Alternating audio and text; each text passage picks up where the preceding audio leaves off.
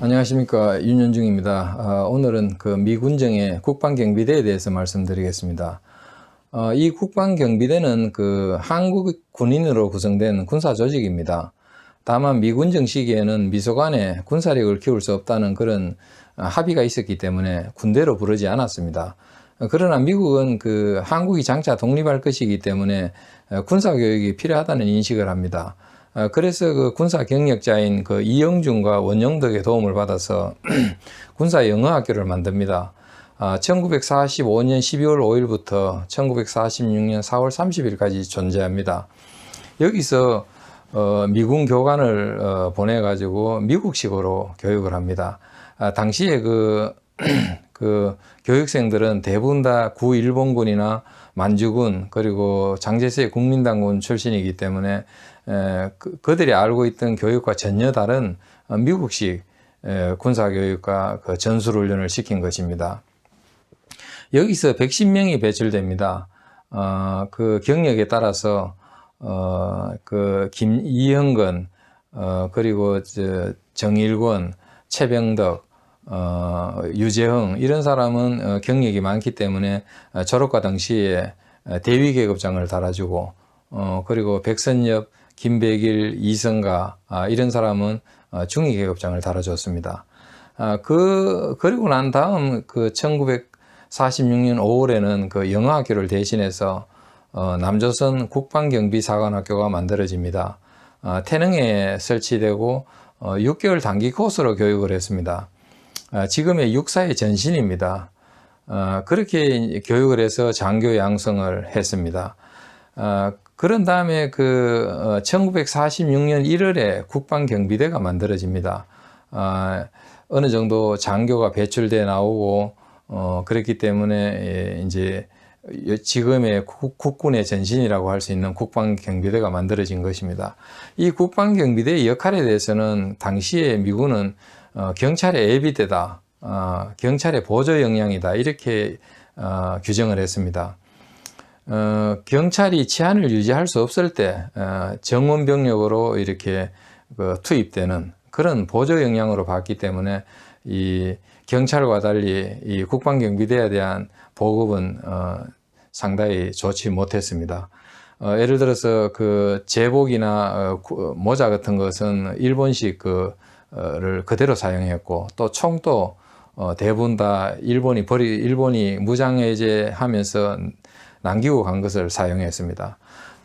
그리고 또 보급이 상당히 어려웠던 것은 그 한미 간의 인식 차이도 존재했습니다. 우리나라 사람은 이 국방경비대를 굉장히 중요한 조직으로 생각해서 앞으로 독립한 대한민국 정부의 어떤 간성이 될 것이라는 그런 인식하에 굉장히 중요한 조직으로 봤지만 미군은 단순하게 경찰 예비병력으로 봤기 때문에 거기에 차이가 존재합니다. 그리고 우리는 또 계속해서 군사력을 강화해야 된다. 국방을 튼튼히 해야 된다는 관점에서 병력을 계속 늘립니다. 그런데 미군은 병력 늘리는 것을 허용하지 않았기 때문에 항상 보급품이 부족했던 것입니다. 그런 연유도 작용했습니다. 그 다음에 국방경비대가 이렇게 발전해 가는 과정을 보면은 물론 당시 책임자는 마셜 중령이라고 국방사령부장이었습니다. 국방경비대 사령관이라고 할 수 있는 국방사령부장인데 그 마셜 중령을 보좌했던 사람은 원영덕이었습니다. 실질적으로 원영덕이 지휘를 했다고 해도 과언이 아닙니다. 그리고 우리나라 국방경비대의 배치와 교육 이런 모든 것에 대해서는 이영준이 조언한 것이 결정적이었습니다. 미군은 우리 한국 현지 사정을 잘 몰랐기 때문에 이영준의 어떤 그런 제의를 거의 다 수용을 합니다. 이영준은 우리나라 국방경비대를 지역별 요충지에다가 배치를 해서 하나씩 이렇게 부대를 정강시키는 방식을 사용을 합니다.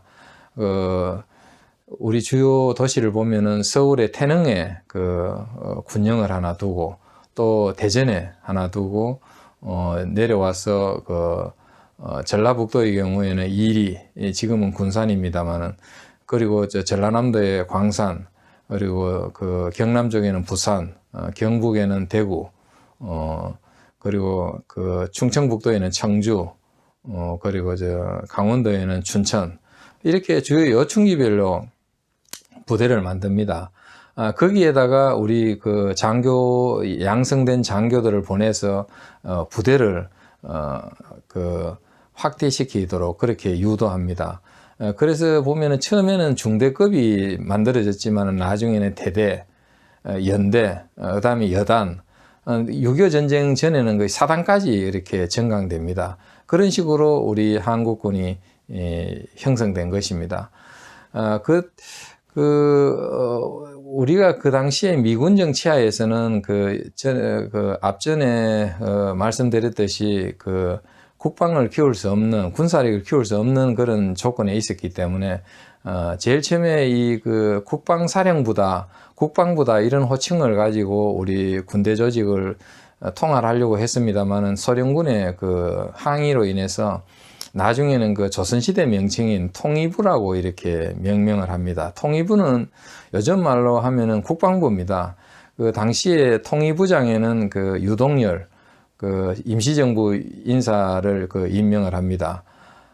그 다음에 국방경비사령관에는 송호성을 임명합니다. 지금 국방부 장관, 그리고 국군총사령관, 이렇게 유동열, 송호성인데, 물론 미군 정치하기 때문에 국군은 아닙니다. 그렇게 임명을 해서 운영을 했는데, 이것이 우리 국군이 태어난 어떤 그런 배경이고, 산파역들이고, 또 모태입니다. 거기에 대해서 우리가 제대로 인식을 해야만 뒤에 태어날 대한민국 정부의 국군을 제대로 이해할 수 있을 것입니다. 예, 감사합니다.